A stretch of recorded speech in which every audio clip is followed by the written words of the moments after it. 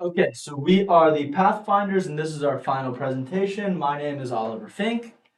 And so now our mission was to design an innovative in-stream structure that enhances freshwater ecosystem stability and ecological health. My name is Ben Nuss, and this is the engineering design cycle. We started with asking, then moved on to imagine and plan. This was the prototyping phase and coming up with ideas. We then moved on to create, which was actually printing out the physical structure. And then we moved to improve, which is, testing our actual prototypes and then making them better. Okay, so in the ask stage, we really wanted to know what we were fixing, what we're trying to make better, right? So we started and we saw that everybody has this broad-crested weir.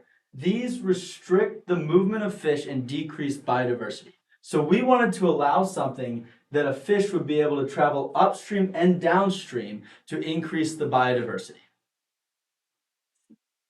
My name is Chloe Cable, and so for our research and findings, we wanted to figure out how fish migration is affected by water control structures. So we looked at research that focused on the fluid dynamics of fish passageways, and they found that alternating saw positions helps to negate turbulence, and the cylindrical design helps to get rid of or helps to slow down velocity.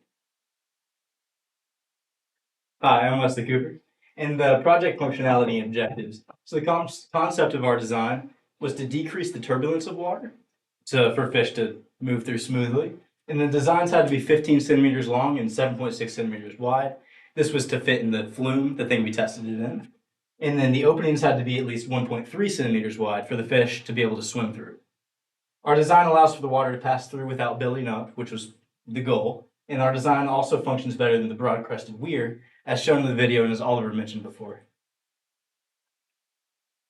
Okay, so this is our initial drawing. So this was just the very first day, some prototypes and ideas we came up with for how we'd want to place certain structures inside the flume to allow for the water to run smoothly through. Here's the 3D mock-ups of those designs. These two here, we actually did end up printing out and testing in the flume, as you'll see next. But these are all just ideas to help slow down the water and allow for the fish to be able to move easily. So these are just a few videos of the testing. So this was our first design. And as you can see, it's very turbulent. That doesn't allow for fish to move through. And there's also a big buildup of water on this side, and it's very fast moving and bubbly over here, which is bad. And then this is our other design, our second one, which as you can see worked a lot better. Nice smooth flow all the way through, smooth here. But these little ones at the end were sticking up a little bit too much, so we knew what we had to fix moving on.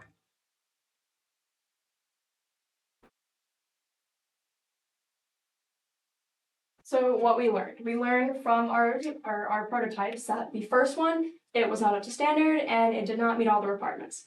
Our second one, it worked really well, and we just needed to improve the design by kind of putting the design on a slope.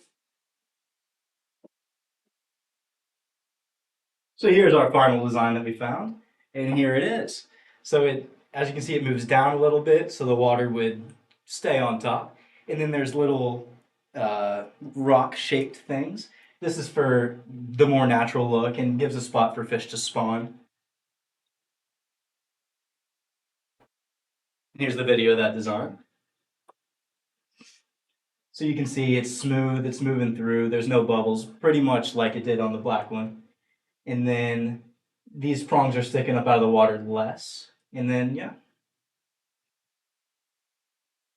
So now, what did we learn during this entire process? We learned the engineering design cycle and how helpful that is when you're solving a problem. And we also learned the importance of effective communication and planning.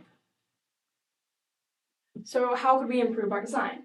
In the future, if we were to improve upon this design, we'd add more rounded elements to make it more natural, like rocks, and then add more natural colors.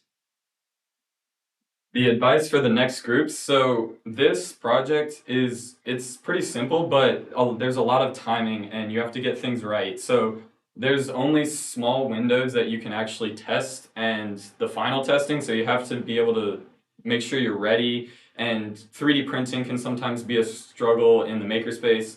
So you just have to be able to work out the timing for that and make sure you have everything ready to go when you need it. And here's our references. That's the end. Thank you for watching.